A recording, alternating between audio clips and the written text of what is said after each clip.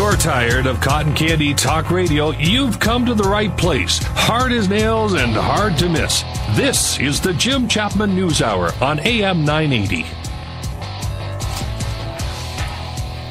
Here we are back with Nancy Branscombe, Councillor Ward 6 for the City of London. Good morning, Nancy. Hi, Jeff. How are you? I'm doing just great. Good.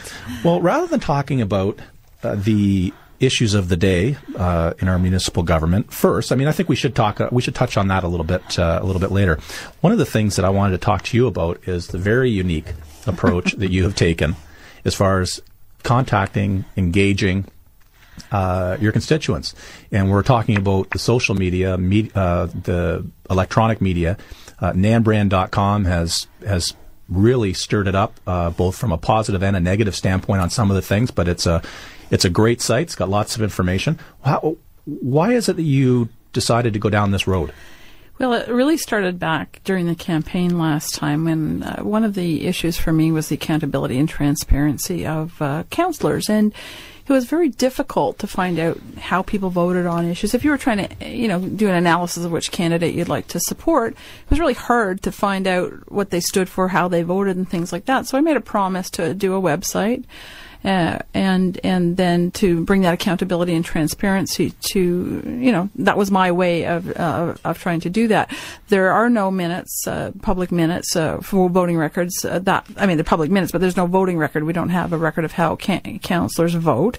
So, it became a much bigger undertaking than I had originally thought it would. So it was at least a year and a half into my term that we finally got it up. And it's very extensive. It's got my actual campaign brochure from last election, what I promised to do, where I stood on issues, and then I've got a little bit of a summary of what's happened since then, so people can evaluate whether I've done what I said I was going to do.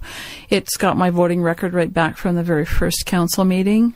And not only how I voted, but why. And really, that became very important because people wanted to know what you thought and how you came to a decision about issues. And so it wasn't just the vote, it was why I made the decisions I made. So then, as that was happening, this Twitter and Facebook and blogging, all that started to, really resonate, with everyone, and particularly, and with a certain generation of folks. And I thought I might as well just dive right in because I've been called the Luddite in the past by people who are more technologically advanced than I am, and I thought, well, it was about time to learn about these things and who I would touch if I started to use social media. So we started with the blog. Now I try and blog weekly. I'm going to try and blog twice or three times a week now.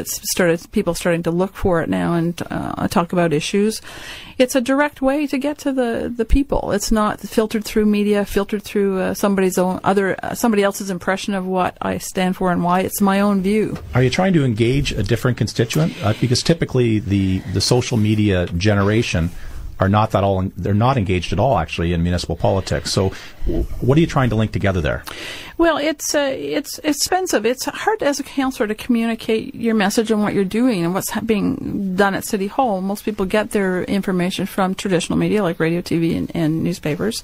And so if you wanted to, get your tentacles out there a little bit further and right into their own homes from you, you can't do that on paper. You can do flyers, and there's a certain amount of that I think you need to do as well. But I think this is very direct, and they can respond directly back to you. There's a way for them to email you back if they have concerns. So decisions you make impact them directly.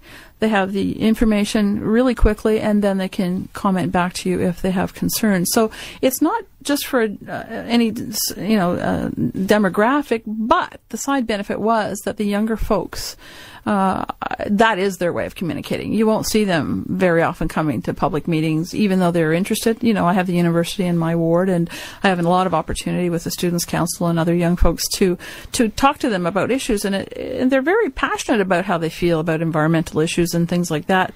They don't just see a place for them in the traditional ways that we've done business, and so I think Voice Network, right? So I think that this is. I think it would be a stretch to say that it's going to, they're all going to come flocking to vote in City Hall, but it's at least respectful of their opinion. And I think as they become more involved and as the things we do affect them and their future, I think it's important that they do get engaged. So, that's a bit of a side benefit that's come from just trying out all these different things. And of course, the video was the most. I was going to touch base on that, and I was going to ask you this question actually after we talked about the video, because I was going to ask you the response you've had as far as the number of hits and the volume of emails and so forth are concerned.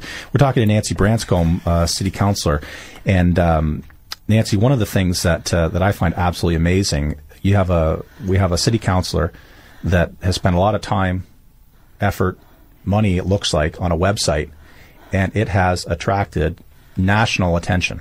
We've had, when I looked at nanbrand.com, we've got CTV, we've got Global, we've got CBC.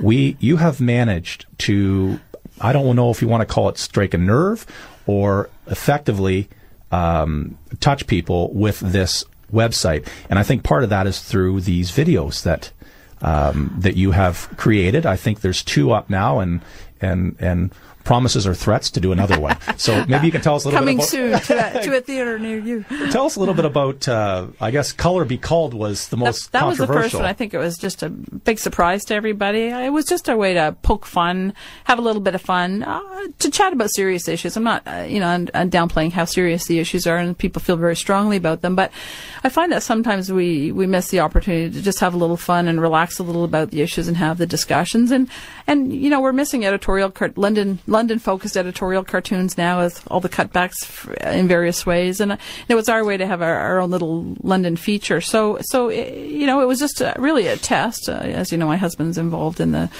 technology business, so that's his baby, because truly I am a Luddite. I'm getting better. But so, he took it on as a project, and, we came up with some of the contact with some friends and colleagues, and it really did strike a nerve. I mean, people were reading, I think, way too much into it. It was just a bit of fun, but it certainly got coverage, and that obviously made more people go to the website and the YouTube. It was certainly interesting with the first video, Cull or Be Culled, because there was a lot of stuff going on at the time about your position with developers and home builders and so on and so forth. And the content of that first video was certainly could have been. Well, I think it was perceived as being fairly they had controversial. The home builders and I think Jim McKinnon from the he would Keep London Growing Coalition, at least they were making a big fuss about it. So, I mean, I think they just ought to all calm down. I mean, those issues weren't new, and our differences of opinion weren't new, but I think that they stretched it a little further than it needed to. Although the side benefit for me was that it attracted a lot more attention to my website than I would have been able to do on my own. The second one was the birds and the bees. It was a little fun poking at London Transit and some of the other local issues. And do you want to talk about London Transit this morning, Nancy? Maybe later. We have another one coming out very shortly, and it's again just some of the issues that are near and dear to people's hearts. So I just hope people can take it with a grain of salt and have a good laugh. And I've been accused of spending too much time doing things on the website and less time doing work at City Council. And I just want to assure everybody that I'm putting in my fair share of time at City Council as well. This is just a little thing we're doing on the side. Now, are any of your colleagues around the horseshoe ducking their heads in anticipation of the third video? Interestingly, I've had 2 of them come and ask me if they were going to be on the next video. So it is getting some traction, but it's as I said, it's just a little bit of fun. The third one may be a little more hard hitting than the other 2, but we'll see. Oh, we will definitely stay tuned for that one.